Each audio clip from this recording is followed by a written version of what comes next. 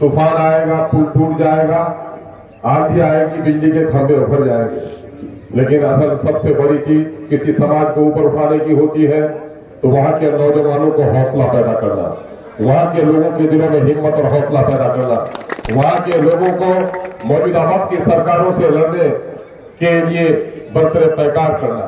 अल्हम्दुलिल्लाह मैं आज देख रहा हूं कि मैं आने से पहले, और गवाह भी होंगे आप, आज से 6 साल पहले जो थानेदार की रंगदारी थी, जो ब्लॉक की दलाली थी, यकीनन है कि मैं खत्म तो नहीं कर सका हूं, लेकिन अगर आप चुप भी रहे तो शायद ब्लॉक और थाने की मिट्टी गवाही देगी कल के और आज के अंदर का फर्क पड़ा है। दलाल दुबला हुआ, दलाल दुबला हुआ, और दलालों से मेरी आबाई लड़ाई रही है। मैंने दलालों को कभी बर्दाश्त नहीं किया है। चोर और डाकू को मैं कम गुनहगार समझता हूं। दिन की रोशनी में जो आप हमदर्द बनकर आपको लूटता है, ऐसे दलालों से को मैं कभी माफ नहीं कर सकता। उसके खिलाफ मेरी लड़ाई कल भी जारी थी, आज भी जारी है, इंशाअल्लाह मरते तब तक जारी रहेगी।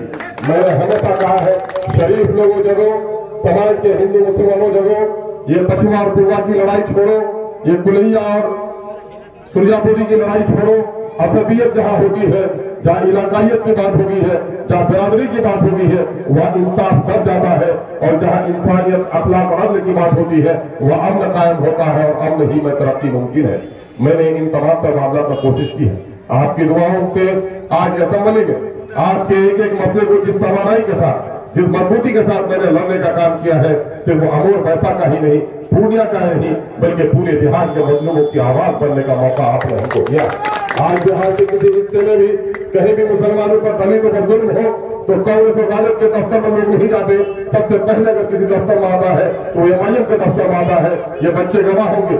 मेरा जो फ्लैट है वो आज बीमार खाना बना हुआ है। आप जाकर देखें, बीमारों के लिए हॉस्पिटल का इंतजाम, वहाँ रहने सहने का इंतजाम, लोगों के मसाइल को हल करने के लिए वहां भी मैं आपकी खिदमत में लगा हुआ हूँ। और आज जिनके हौसले के साथ हमारे अमोर वैसा के लोग दूसरी जगह फख्र के साथ बोलते हैं, ये अल्लाह का बड़ा करम है, मैं उसका शुक्र अदा करता हूँ। ये पुल जिसके बारे में नासिर भाई ने भी तस्करा किया, और हाजी शाकिर साहब है, एक आदमी दरख्त पर चढ़ा था तार के, तो वहां पर चढ़ा था तो बोला, डर लगा नीचे देखकर, अल्लाह कैसे उतरेंगे, उतार दीजिए, मैं ऊंट नृत्य करता हूँ कि ऊंट की कुर्बानी दूंगा। जब नीचे उतरा तो गाय पर, फिर पीछे आया तो बकरी पर, फिर अंडे पर आया। यही मामला शाकिर साहब का भी मजाक कहता हूँ। जब पुल नहीं बना था मौलाना, इन्होंने दावत की थी हमको कि पुल बना दीजिए, सस्सी काट करके आपका भोज कराएंगे।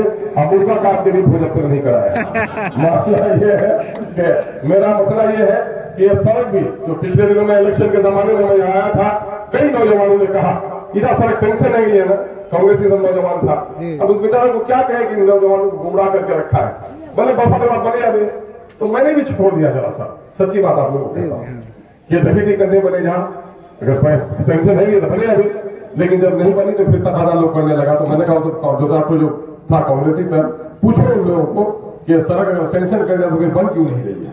हाँ, पुल के बारे में मैं कहता हूँ, पुल आपकी सेंक्शन थी, पुल का मामला सेंक्शन था, लेकिन जगह का झगड़ा था, फाइल तभी पड़ी हुई थी।